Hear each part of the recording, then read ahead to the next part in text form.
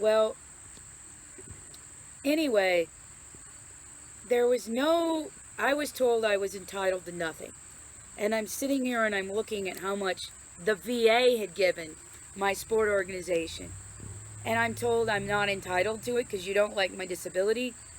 Well, guess what? People are coming home with PTSD and TBI. So I went to my congressional representatives and I got the legislation amended and changed. So veterans like myself could be eligible for programming, because it wasn't just them not getting me the money. There were veterans calling me, telling me, like Lonnie Bedwell. Lonnie Bedwell is a visually impaired paddler. He's blind, but he was not being allowed to come to events that were there for the veteran community because there was no money for him. That we don't have a visually impaired class for the Paralympics. So see ya, Lonnie. Well, this made me mad because I would take Lonnie down the U.S. National Whitewater Center when he would come to paddle. I would take him down the river. So what happened and what I experienced was getting back into my civilian community through sport, and there is an industry in sport. But the problem was when I would apply for jobs, as Paralympic sport coach, as national team coach, or as any kind of coach, even though I have a bachelor's degree in exercise physiology, I'm denied access to these as well. I'm told that someone else is getting those jobs. Well, that's okay, but if you're going to give someone those jobs, please do it. And people weren't doing these jobs. So time progressed and went on. And, I kept competing. I kept competing as an athlete because what was happening to me was, and what happens to so many of our vets, is we get home and we have these conditions like PTSD. Do you know if you have PTSD, you're unable to get a security clearance from the DOD? That knocks you out of most of the jobs in the GS system that you could have. I've been told that by voc rehab people, I went to seminary to go get a job as a VA chaplain, and I was told by my voc rehab counselor, well, you didn't have that job in the Army. No, I was a parachute rigger. Good luck finding a job rigging around parachutes when you get home from the service. So it's not just me. There's a lot of guys, a lot of people out there that are in the same boat. And adaptive sport and sport in general, there are jobs. You can be a coach. There are jobs at the federation level I could have running programming. But I'm not getting these jobs. And what frustrates me is people that are being put into leadership positions as stewards are misusing, misallocating, and misappropriating the funds where our veterans can't get the resource.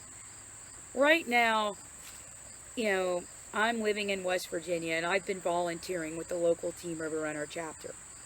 And there is an infantry guy, division guy, in our chapter that qualifies for every category for Paralympic sport. He qualifies as a spinal injury guy. He qualifies probably in the L2, L3 class. His spinal injuries impair his movement to the point he can't apply power in the boat like an able-bodied athlete. So he's directly eligible. And you know why he isn't training right now? Because he's fired up about it. It's because we're being told that our boats aren't available for us. And we're being told that the equipment belongs to the Nantahala Racing Club. And that's not true. The equipment belongs to the disabled people of the United States of America. And veterans are within that population group. Those aren't NRC's boats. And what I'm asking now is oversight. Because I watched the Nantahala Racing Club and other sport clubs give equipment to people that had no entitlement to it. That had no clear, you didn't serve. And not even this time at the NRC, because there were no vets around, they gave it to able-bodied athletes to cross-train in. Cameron Thacker and Elisa Favano are elite level wild water athletes, and they gave them the sprint boats to cross train in so they could be better ready for their season. Well, that's great. Happy for you, Cam. Happy for you, Elisa. But you have no business in that boat. And my infantry guy that served this country, that wore the Stinger missile on his back and carried it into battle, is the one who is entitled to that resource. You are not. The man across the street from me, who hurt himself in the coal mines, is a disabled man who is entitled to that resource, and you are not. Sib Weatherford, who is so disabled, they attached his wheelchair to a zip line and put it across the zip line, is entitled to that resource, and you are not. So, are we tracking? I hope we are in understanding. Because Chris Hipgrave, a person who has no training formally in an academic environment to coach, nor does he have training to deal with the disabled, nor does he know anything about veterans, was the person that at the leadership level at the Nantahala Racing Club approved equipment to go to Cam and Elisa that was disabled equipment. You know, I'm calling these people out for a reason, because I've known Chris Hipgrave for over 20 years. That upset me, because when I began paddling over 20 years ago, I thought these were the people that had integrity, because these were the people leading our sport. These were the people running big rivers. These were people paving the way. These were people that were the pioneers, and these were the people that had the jobs in the industry, and these were the people that everyone respected. And now they're doing something that is indeed not respectable. I'm sorry. So, that was not okay. So, because these people, when I asked them politely, as a member of the community, to look at what they were doing, and I asked many people when I would go to other training facilities and see things that were impairing our veterans.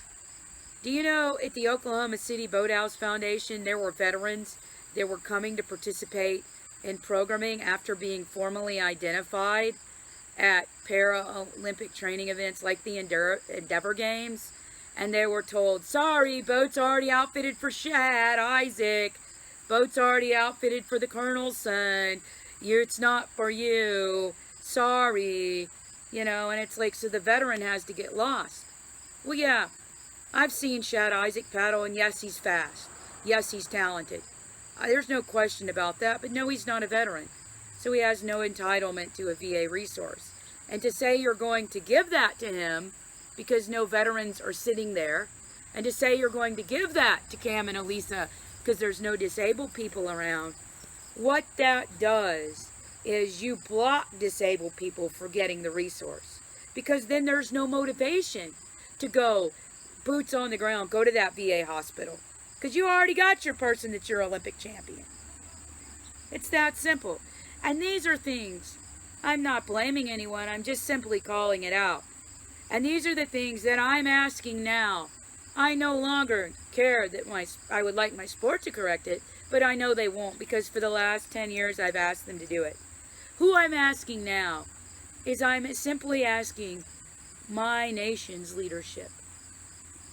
George W. Bush, you're a warrior for our veterans. You made your legislation that you signed, made sure I got my flag when I was medically retired.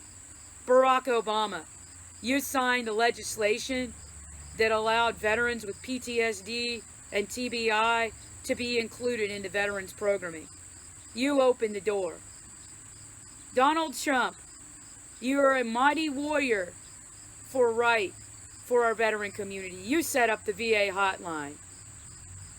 What I'm asking now from our upper echelon leadership of our sport is to hold accountable these veterans programs.